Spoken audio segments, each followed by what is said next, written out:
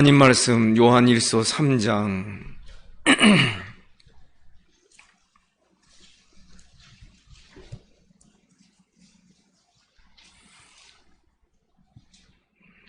요한일서 3장 13절부터 24절까지 교독하겠습니다.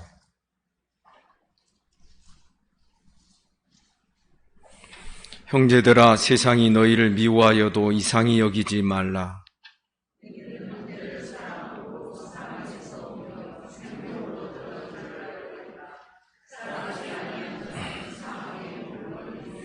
그 형제를 미워하는 자마다 살인하는 자니, 살인하는 자마다 영생이 그 속에 거하지 아니하는 것을 너희가 아는 바라.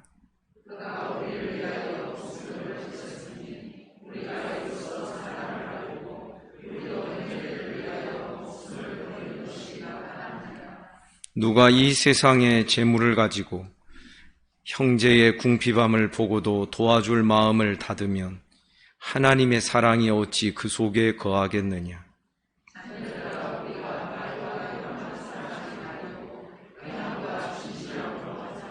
이로써 우리가 진리에 속한 줄을 알고 또 우리 마음을 주 앞에서 굳세게 하리니,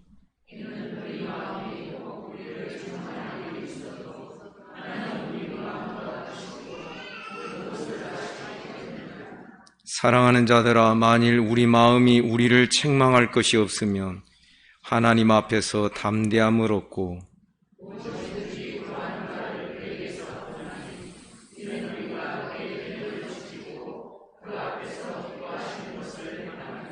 그의 계명은 이것이니 곧 그 아들 예수 그리스도의 이름을 믿고 그가 우리에게 주신 계명대로 서로 사랑할 것이니라.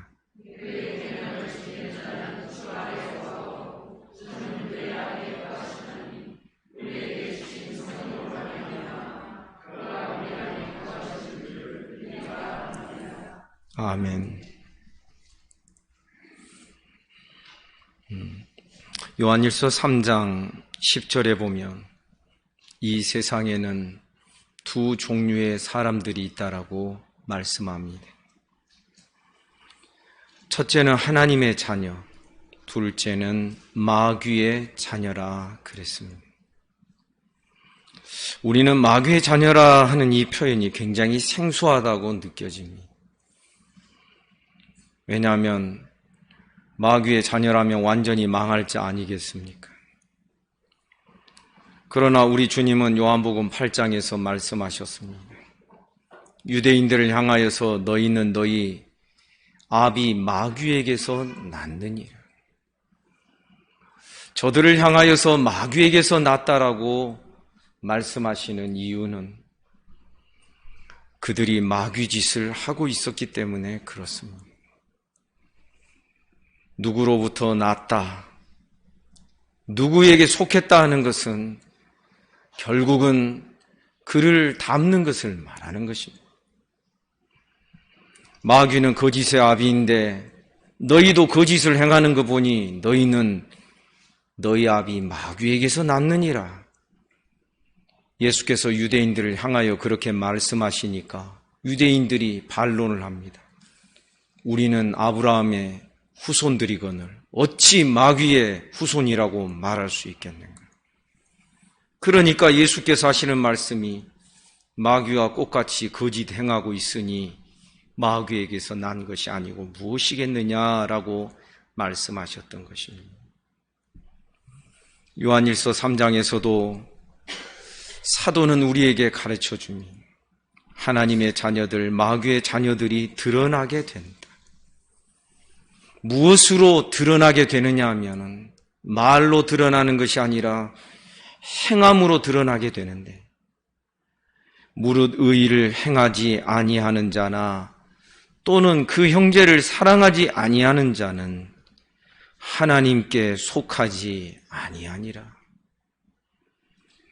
그래서 2주 전에 하나님께 속하지 아니한다라는 이 말씀을 원문에서 이렇게 우리가 번역을 한다라고 설명을 드렸습니다. 하나님께 속하지 아니하였다는 것은 원문에 보면 하나님께로부터 나지 않았다는 그런 표현이 됩니다.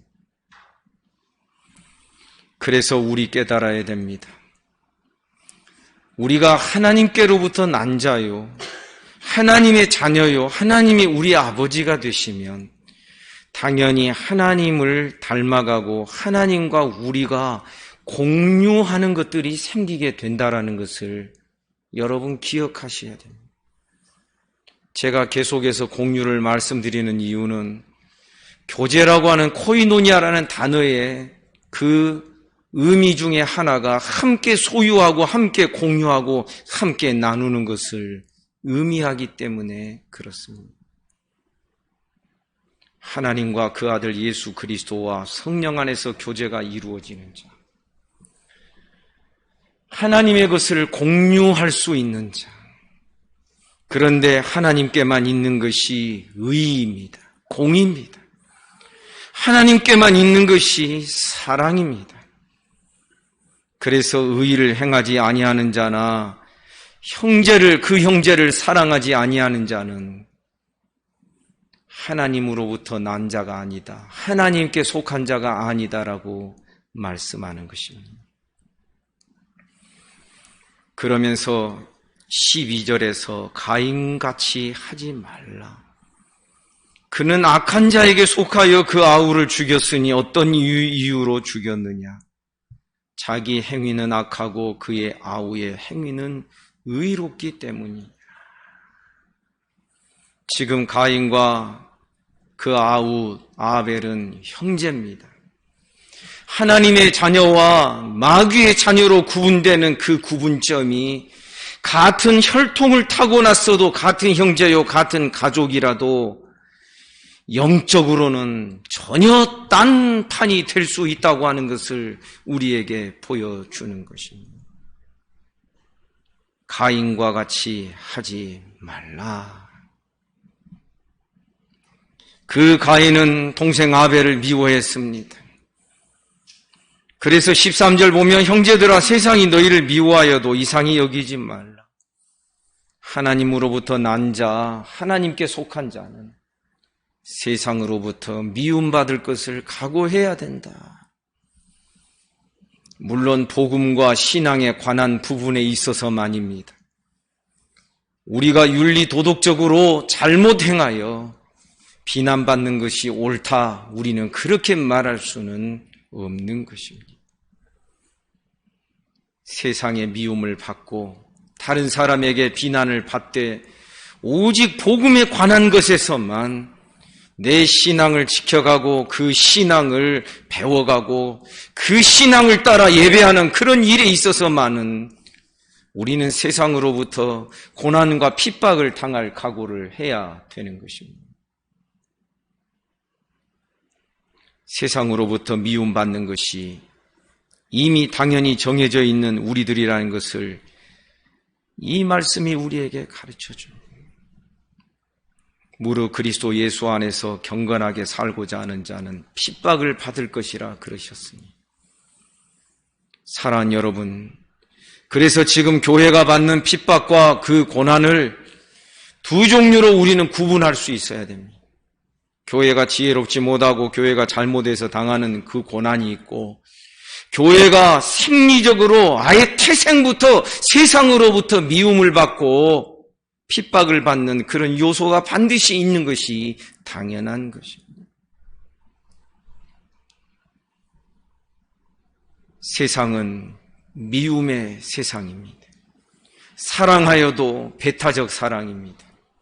사랑하여도 내 자식, 내 피부치, 내가 좋아하는 사람들 사랑이지, 하나님이 이 세상을 이처럼 사랑하신 것처럼 하나님이 악인들에게도 동일하게 햇볕을 주시고 비를 내려주시는 그런 공의와 하나님의 그러한 사랑에는 미치지 못할 것이 세상의 사랑일 것입니다. 그런데 놀라운 말씀은 14절입니다. 우리는 형제를 사랑함으로 사망에서 옮겨 생명으로 들어간 줄을 알거니와 사랑하지 아니하는 자는 사망에 머물러 있느니. 하나님께만 있는 것이 사랑인데 하나님으로부터 난 자는 하나님께 있는 그것을 공유하고 함께 소유하고 나누는 것이 당연한 것입니다. 그래서 하나님께만 있는 그 사랑으로 형제를 사랑할 수 있는 자는 그가 이미 사망에서 옮겨 생명으로 들어간 줄을 알게 된다. 그러나 사랑하지 아니하는 자는 사망에 머물러 있느니라. 더 나아가 15절 말씀합니다. 그 형제를 미워하는 자마다 살인하는 자다. 우리가 요즘 율법에 대한 율법의 조문, 율법을 피상적으로 해석하는 자들의 그 잘못된 모습에 대하여 계속 말씀을 나누었습니다. 살인하지 말라 하는 그 말씀이 사람을 직접 죽이지 않는 그것을 의미함이 아니라 우리 주님은 성령으로 그 율법에 더 깊고 풍성한 정신을 해석을 하는 것입니다. 영의 자유로운 그 영의 깊은 것을 따라서 말씀을 해석해 보니 형제를 미워하는 자는 살인하는 자다. 살인하는 자마다 영생이 그 속에 거하지 아니하는 것을 너희가 아는 바라. 미워하는 자, 살인하는 자, 이러한 자는 영생이 그 안에 들어있지 않다라는 겁니다. 왜냐하면 하나님께로부터 난 생명 속에 사랑과 공의와 그것으로 다 이야기할 수 있는 모든 풍성한 하나님의 속성과 하나님과 공유할 수 있는 하나님의 공유적인 속성이 우리의 것으로 주어지게 되는 것입니다. 형제를 미워하는 자마다 살인하는 자요. 살인하는 자마다 영생이 그 속에 거하지 아니하는 것을 너희가 이미 알고 있는 바이다. 16절 그가 우리를 위하여 목숨을 버리셨으니 우리가 이로써 사랑을 안다. 우리가 어떻게 사랑을 아는가? 예수 안 믿는 사람들도 박해, 사랑 이런 것들을 많이 이야기합니다. 언젠가 말씀드린 대로 알버트 슈바이처 박사, 아프리카의 성자라고 불려지는 그 슈바이처 박사는 예수님을 우리처럼 믿지 않는 사람이었습니다. 그가 신학 박사 학위도 받고 그랬지만은 그의 신학 박사 학위 논문에서는 예수가 우리가 믿는 그 하나님이 아니라는 것을 증명해내고자 하는 그런 논문으로 신학 박사 학위를 받았습니다. 그럼에도 불구하고 그는 아프리카 대륙을 위하여 자기 생명을 드립니다. 그러나 여기서 우리는 분별력을 잘 가져야 됩니다. 우리가 어떻게 해서 사랑을 알게 되었는가? 16절 그가 우리를 위하여 목숨을 버리셨으니 우리가 이로써 사랑을 알고, 십자가의 사랑, 그 아들이 십자가에 달려 죽으신 그 사랑,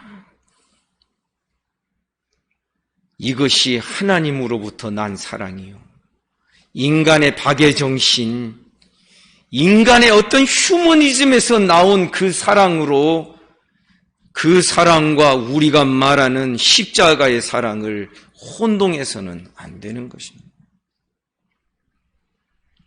우리의 모든 사랑의 기준은 십자가의 예수님이십니다. 그가 우리를 위하여 목숨을 버리셨으니 우리가 이로써 사랑을 알게 됩니다. 그리고 우리도 형제들을 위하여 목숨을 버리는 것이 마땅하니라. 여러분 성경에 마땅하니라 줄을 그으십시오. 왜냐하면 이 단어는 제가 아주 좋아하는 단어인데 이것은 원문에 보면 빚졌다라는 것입니다. 빚. 목숨빚을 이미 우리는 지고 사는 자들이다. 생명의 빚을 졌다. 빚 아시죠? 영어로 debt입니다. 그러니까 그가 우리를 위하여 목숨을 버리셨기 때문에 그때부터 우리는 목숨의 빚진 자가 되어서 주님이 사랑하시는 형제들을 위하여 목숨을 버리는 것이 빚진 자의 당연한 태도요, 마땅한 바라고 말씀하고자 하는 것입니다. 그런데 목숨을 위하여 목숨을 내놓아도 마땅한 우리들임에도 불구하고 17절에 보면 누가 이 세상의 재물을 가지고 형제의 궁핍함을 보고도 도와줄 마음을 닫으면 하나님의 사랑이 어찌 그 속에 거하겠네. 목숨을 내놓아도 시원치 않을 그런 판국에 형제 궁핍한 형제가 있는데 그를 향하여서 도와줄 마음을, 실제로 재물을 내어서 도와줄 마음을 닫으면 어찌 하나님의 사랑이 그 속에서 거할 수 있겠느냐 하는 것입니다. 그러면서 18절, 자녀들아 우리가 말과 혀로만 사랑하지 말고 행함과 진실함으로 하자. 말만의 사랑이나 이념적, 관념적 사랑이 아니라 마치 하나님이 우리를 사랑하실 때 성육신하신 예수 그리스도를 통하여 사랑하신 것처럼 성육신의 사랑, 우리의 마음에 있는 것이 실제로 표현이 되고 나타나는 그런 사랑. 자녀들아 우리가 말과 혀로만 사랑하지 말고 행함과 진실함으로 하자. 진실이라 하니까 진정으로 하라는 그런 뜻으로 보여집니다만, 그러나 원문에 보면 진리로 사랑하자, 진리로 되어 있습니다. 그래서 진리로 사랑하기 때문에 때로는 책망도 나오는 것이고, 진리로 사랑하기 때문에 때로는 매도드는 것이고, 여러분, 우리의 사랑은 세상에서 난 것이 아니요, 마귀로부터 난 것도 아니요. 여러분, 마귀의 교묘한 작전은요, 교회가 쓰는 용어와 개념을 자꾸만 세상 것으로 물타기 하는 그런 경향들이 있습니다. 은혜를 물타기 합니다. 그래서 결국 은혜는 뭡니까? 우리가 좋아하는 은혜는 아전인수격입니다. 내 마음에 드는 것, 내 마음에 평안이 있는 것, 이런 것들을 자기를 중심으로 하여 은혜가 있다 없다를 판가름하게 되는 것입니다. 그러나 여러분, 선지시대의 선지자들이 하나님의 말씀으로 부딪히고 싸웠던 그 시절을 한번 생각해 보십시오. 말씀을 듣는 자들의 마음에 평안이 있었겠습니까? 어떤 사람은 예레미야 선지자의 뺨을 때리기도 하고 침을 뱉기도 했지 않습니까? 그럼에도 불구하고 하나님의 은혜가 이스라엘 백성들을 향하여 베풀어지지 않았나요? 우리는 아전인수격으로 은혜라든지 또 사랑이라든지 이런 것들이 살짝 다르게 교회 안에 많이 들어와 있다는 것을 여러분 아셔야 됩니다. 그래서 언젠가 말씀드렸지요. 마음의 평안은 어떻게 주어진다고요? 그냥 갈등이 없는 상태가 평안이 아닙니다. 이스라엘 백성들이 가나안 땅에서 사사기에 보면 가나안 땅을 정복한 다음에 이루어지는 것이 안식이요 평안이었습니다. 주님이 말씀하셨다 그랬습니다. 내가 화평을 주러 이 세상에 온 줄로 아느냐? 세상에 검을 주러 왔노라. 화평은 검을 가지고 싸웠을 때 그 싸움에서 이기고 복음으로 통일이 됐을 때에 거기에서 진정한 샬롬이라는 것이, 평안이라는 것이 만들어지게 되는 것입니다. 그 전까지는요, 막 부대껴야 정상이고 갈등이 있어야 정상이고요. 그런데 이 부대낌과 갈등이 있는 이것을 평안하지가 않아. 은혜가 없어. 이것은 성경으로 제대로 자기 상태를 보지 못하기 때문에 그러한 것입니다. 말이 나온 김에 말씀드립니다. 사랑하는 성도 여러분들이시여, 우리 말씀 생활 잘 하시기를 주님의 이름으로 축복합니다. 어떤 문제가 탁 터지면요, 제가 제일 먼저 느끼는 당혹감이 그거예요. 그동안 말씀을 들었나 안 들었나, 왜냐하면 말씀을 통하여 비춰보고 그것을 판단하고 해석하는 그런 관점들이 아니거든요. 다 자기 중심적. 자기 중심으로 해석을 해. 그러면 마음에 그 어떤 어려운 문제보다도 그것보다도 저를 더 고통스럽게 하고 괴롭게 하는 것이 그동안 말씀 헛전했네. 이것을 확인하고 느끼게 될 때에 마음의 당혹감이 더 크답니다. 여러분, 우리가 말씀 생활을 계속 연습해야 됩니다. 여러분 아시지요? 이번 올림픽 때도 보면 높이뛰기 2m 얼마를 뛰는 그 청년을 한번 보십시오. 얼마나 숱하게 뛰고 연습했을까?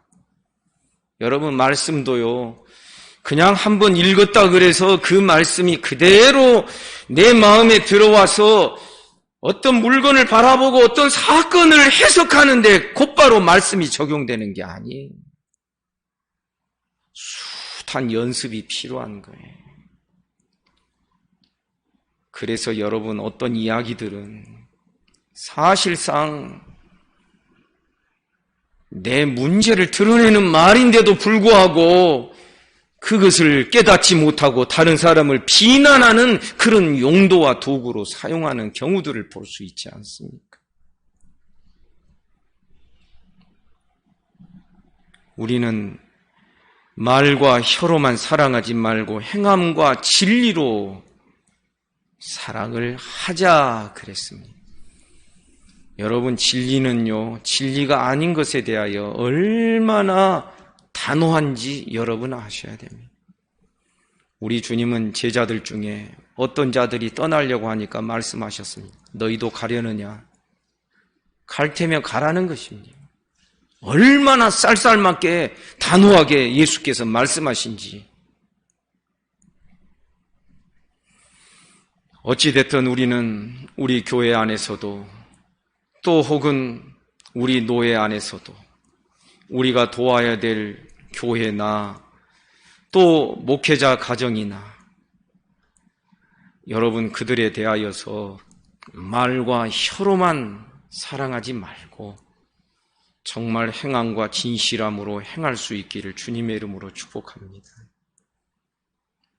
오늘 오후에 전남노예 목회자 단톡방에 김태경 목사님이 사모님의 이제 근황을 올리셨습니다. 그동안 저한테만 이야기했던 내용들인데 이제는 병원에서 더 이상 소망이 없다. 병원에서 더 할 일도 없다. 그렇게 해서 지금 모든 치료가 중단되어 있습니다. 한 달 전부터는 이제는 인지 능력도 떨어지게 되고 자율신경에 문제가 되고 교감, 부교감 신경이 막 이제 헝클어지니까 먹는 거나 배변 활동이 이제는 통제가 안 됩니다. 그래서 지금 내일 중으로 호스피스 병동으로 들어갈 계획을 세우고 지금 그러고 계시다 하는 이야기를 들었습니다. 사랑 여러분, 정말 도움이 필요한 목회자나 선교사님들이 있습니다. 우리가 돕는 서현우 선교사님 아시지요? 백신 다 맞았는데 캄보디아에서 중국제 백신을 다 맞았습니다. 그런데 감염이 됐습니다. 동료 선교사들이. 그래가지고 자녀들 먼저 선교사님이 먼저 보내고 이제 나중에 선교사님이 다시 들어왔는데 하여튼 거기도 제가 볼 때는 어려움이 있습니다. 그런데 놀라운 것은 그 선교사님 어떻게 알았는지 어디선가 전화가 와가지고 제가 엊그저께 그분 부모님, 목사님, 사모님으로부터 직접 들은 이야기입니다. 선교사님에게 후원이 또 들어오게 되고 하나님께서 이런 자들에게 은혜와 복을 주실 줄을 믿습니다. 누가 요청도 하지 않았는데 하나님이 그렇게 어떻게 마음에 감동도 주시고 연결을 해주시는 그런 역사들이 있습니다. 안타까운 이야기를 들었을 때 처음에는 저라도 어떻게 해봐야 되겠다. 마음에 그렇게 딱 마음을 먹고 있었거든요. 그런데 어떤 분이 몇백만 원 헌금을 하셨다고 그래서 그러면 됐다. 이렇게 안도할 수 있었던 그런 시간이 있었습니다. 성도 여러분, 야고보서에 보면요, 여러 가지 죄의 항목이 열거되는데 그 죄 중에 어떤 죄가 있냐면은 너희 부한자들아 애곡하고 통곡할지어다. 심판이 너희에게 임하느니라. 왜? 너희가 말세의 재물을 쌓았도다. 말세가 될수록 더 베풀고 그럴 곳이 더 많이 생기는 것이 당연한데 너희가 말세의 재물을 쌓았다. 그러므로 너희에게 이제 하나님의 진노가 임할 것이다. 그렇게 말씀하고 있습니다. 여러분, 언젠가 말씀드린 대로 지금의 사유재산 제도 있잖아요. 그것이 오늘날 우리 신앙에 맞는 것이 아닙니다. 내 것 가지고 내가 관리하는데 누가 뭐라고 할 거냐. 성경은 그렇게 말하지 않습니다. 어찌됐든 목적을 가지고 어떤 성도는 목적을 가지고 저축을 합니다. 한꺼번에 어디다가 필요한 곳에 보낼 헌금을 만들기 위해서 그런 성도들이 있습니다. 우리는 나만 먹고 살기 위하여서 이 땅에 보내심 받은 것이 아니라는 것을 아셔야 됩니다. 하나님께서 가난한 자들을 이 세상에 두신 이유가 무엇이라고 말씀하고 있습니까? 가난한 자는 열심히 일하지 않았기 때문에 그래서 가난했지. 열심히 일해봐. 이런 식으로 비난해서는 안 되는 것입니다. 가난한 자를 우리 주변에 두신 이유는 그 가난한 자들을 통하여서 우리의 상급을 하늘에 쌓아두는 법을 배우게 하시려고. 아멘입니까? 우리의 관점이 달라져야 되는 것입니다. 지금 아주 각박하게 너는 너고 나는 나고 그리고 헌금했으면은 그냥 교회 그한 구제비나 그 예산 안에서만 하고 지금 이 시대가 그래서는 안 되는 것입니다. 우리는 믿음으로 그렇게 고백할 수 있기를 원합니다. 내 모든 것이 다 주님의 것입니다. 아멘입니까? 자녀들아, 우리가 말과 혀로만 사랑하지 말고 행함과 진실함으로 하자. 저는 지난 주 중에 아주 재미난 꼴을 한번 봤습니다. 뭐냐면은 지금 들어온 선교사님들, 심지어 어떤 분은요, 암이 발견되어서 들어왔습니다. 아니, 들어와서 보니까 암이 발견된 거죠. 그래서 꾸준히 어떤 의사가 치료를 했습니다. 암덩어리, 잘 자란 것들이 한 몇 달 지나니까 없어지고 7cm 되는 암덩어리가 4cm로 줄었습니다. 그런데 이 선교사님이 이제는 됐다고 또 나가겠답니다. 치료 중단하고 나가겠다는 선교사님들이 있습니다. 제 주변에도 어떤 선교사님들 나가면 얼마나 열악한지 압니다. 거기는 의료 혜택도 받지 못합니다. 그래도 가야겠다라고 결정을 하고 지금 주섬주섬 준비하고 나갈 준비를 하는 선교사님 4가정을 제가 이야기를 들었습니다.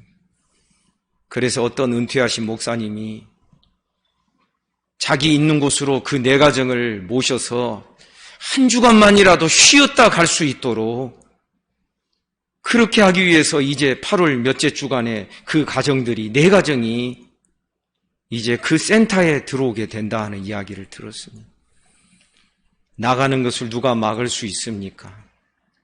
순간 제가 마음속에 기도하면서 하나님의 지혜를 구했습니다. 나가더라도 저들이 코로나를 이길 수 있도록 도와줄 수 있는 방법이 있다라는 생각이 들었습니다. 고용량의 비타민 C를 줍니다.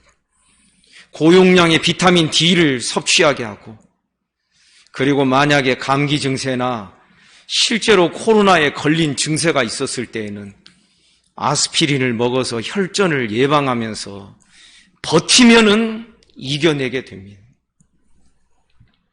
그래서 이 세 가지를 제가 딱 떠올리면서 그 선교사님들 가정에 비타민 C를, 고용량의 비타민 C를 제가 적지만은 공급을 하겠습니다.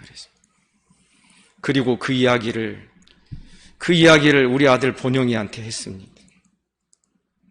그런데 이 본영이가 가만히 듣더니 이제 그런 처방들, 이런 것이 도움이 되리라 생각을 해서 실제로 비타민 C와 비타민 D가 코로나에 효과가 있다는 것이 의사들의 논문 속에 다 들어있습니다. 그래서 이런 계획을 우리 교단의 PK 단톡방이 있습니다. PK가 누구냐면은 목회자 자녀들 단톡방입니다. 거기다 올렸더니 새 아이가 새 청년입니다. 나는 100만 원 헌금하겠다.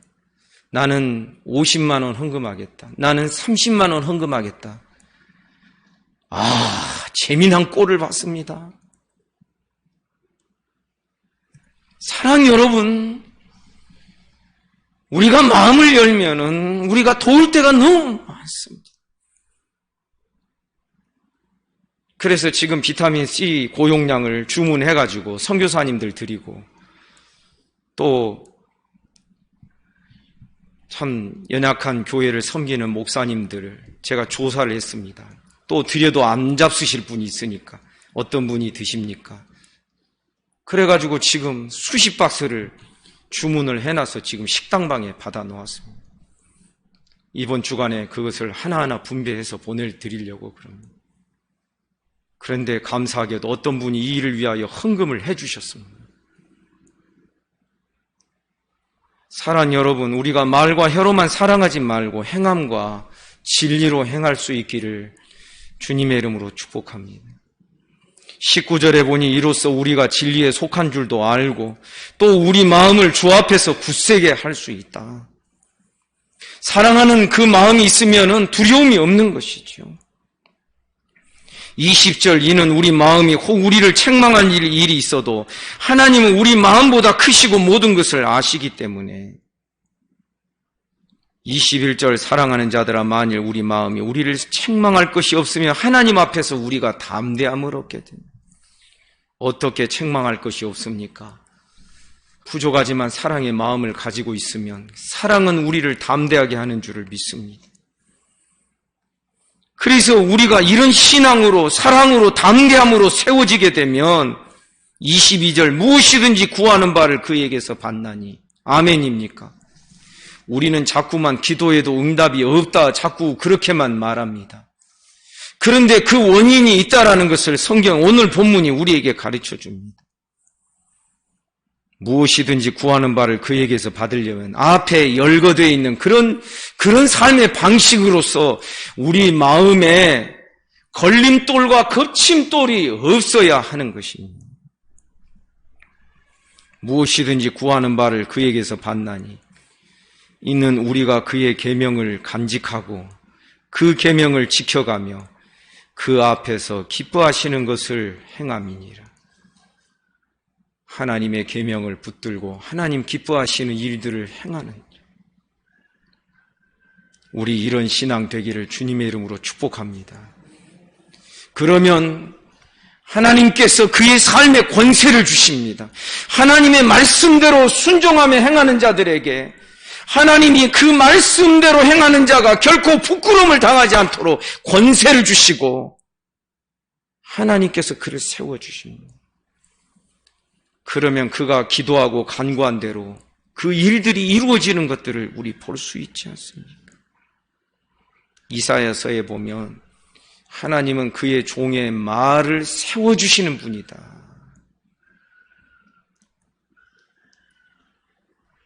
무엇이든지 구하는 바를 그에게서 받나니 이는 우리가 그의 계명을 지키고 그 앞에서 기뻐하는 것을 행하면 여러분 무엇도 된다. 기도 응답도 자연스럽게 이루어지게 됩니다.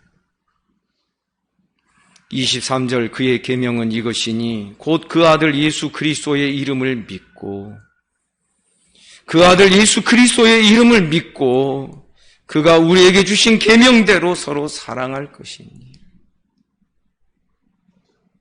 우리 서로 예수 그리스도의 믿음 안에서 진리 안에서 서로 사랑하는 법을 배워나가는 저와 여러분 우리 모두가 되기를 주님의 이름으로 축복합니다. 근데 잘 안 되지요. 잘 안 될 때는 여러분 어떻게 하십니까? 언젠가 말씀드린 적이 있습니다. 먼저 잘 안 되는 그 사람을 위하여 기도부터 시작하시기를 주님의 이름으로 축복합니다. 기도하는 겁니다. 축복하는 것입니다. 하나님의 은혜를 구하는 것입니다. 때로는 사랑하자고 다가섰는데 팽 하고 더 틀어지는 경우들도 있거든요. 하나님께서 그 분위기를 무르익게 해주시고 서로가 겸손하게 꿇어 엎드리게 하여 주시고 여러분 기도부터 시작하시기를 주님의 이름으로 축복합니다. 여러분 기도만큼 놀라운 사랑의 표현이 없다고 생각을 합니다.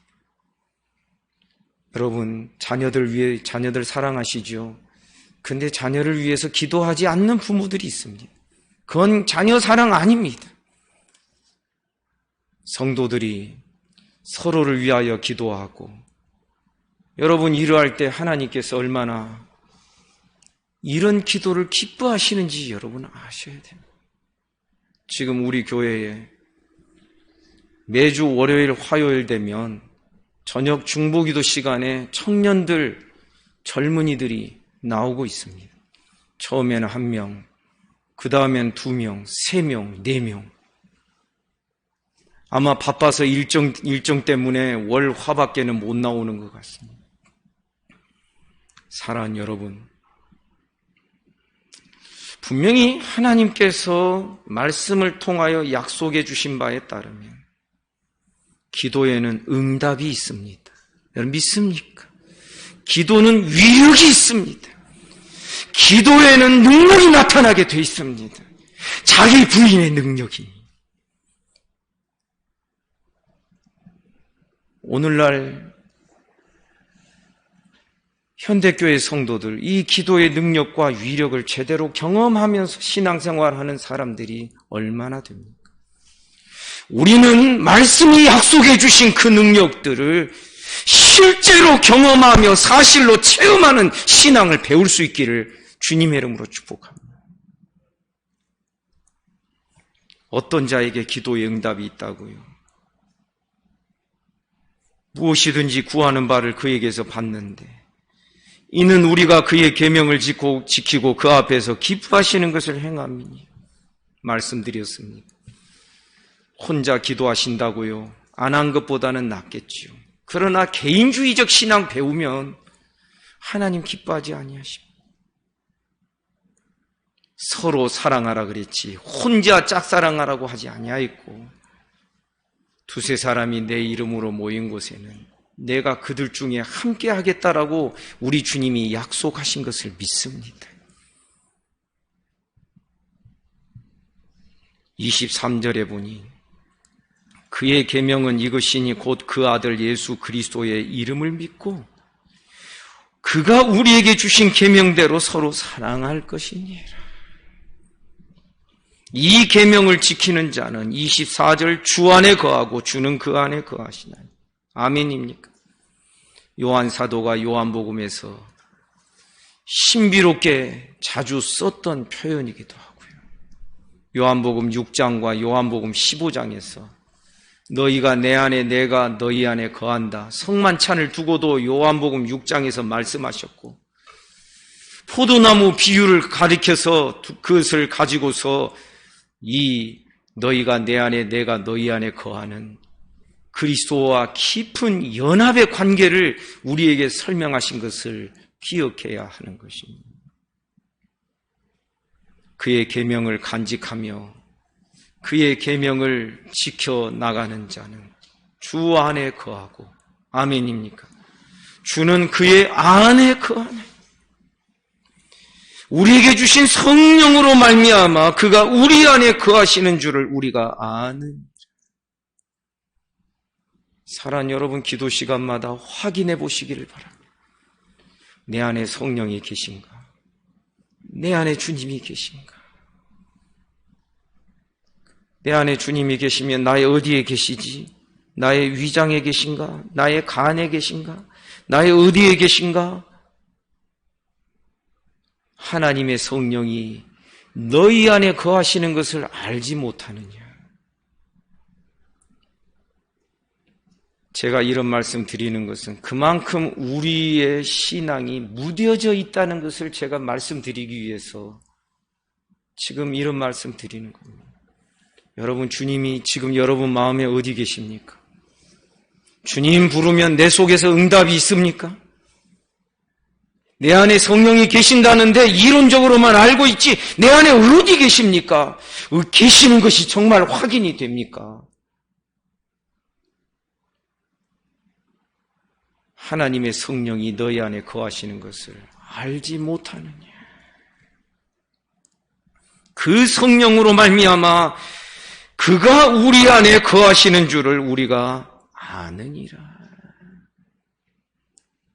그래서 여러분 기도할 때마다 내 안에 계신 성령을 느낄 수 있도록 여러분 우리가 더 온유하고 더 겸손하게 하나님의 보좌 앞에 꿇어 엎드리는 자들 되기를 주님의 이름으로 축복합니다. 신비주의로 가자는 이야기가 절대 아닙니다. 성경은 분명히 주님이 내 안에 거하시고 성령이 내 안에 내주하신다라고 우리는 성경을 통하여 분명히 그런 신앙을 배웠는데 말뿐인 경우 이래서 되겠습니까? 성도 여러분, 우리는 하나님의 말씀이 실체로 느껴지고 경험되고 체험되기까지 민감하게 둔탁하지 아니하며 예민하게 하나님의 은혜의 보좌 앞에 나아가는 것들을 끊임없이 연습하고 끊임없이 훈련하며 계속 반복적인 그러한 삶으로 나아갈 때에 정말 우리가 열리고 우리의 막힌 가슴들이 뚫리는 은혜의 역사가 있게 될 줄을 믿습니다. 우리는 모든 말씀이 사실이 되고 현실이 되는 이런 신앙을 추구하며 나아갈 수 있기를 간절히 원합니다. 그리고 그 말씀 꽉 붙들고 그 말씀 앞으로 나를 끊임없이 데리고 가야 됩니다. 내가 믿음 없고 잘 느껴지지 않는다 하여서 말씀을 흐지부지하게 놓아버리게 되면 우리는 표류하는 신앙이 될 수밖에 없는 것이. 말씀을 꽉 붙들고 하나님이 이렇게 약속하셨는데 이 말씀 경험하게 해주세요. 주님이 내 안에 계시다고 하는데 내 안에 주님이 계시는 것을 확인시켜 주세요. 성령이 내 안에 내주하신다고 말씀하셨는데, 약속하셨는데 하나님 내가 잘 못 느끼겠거든요. 하나님 가르쳐 주세요. 느끼게 해주세요.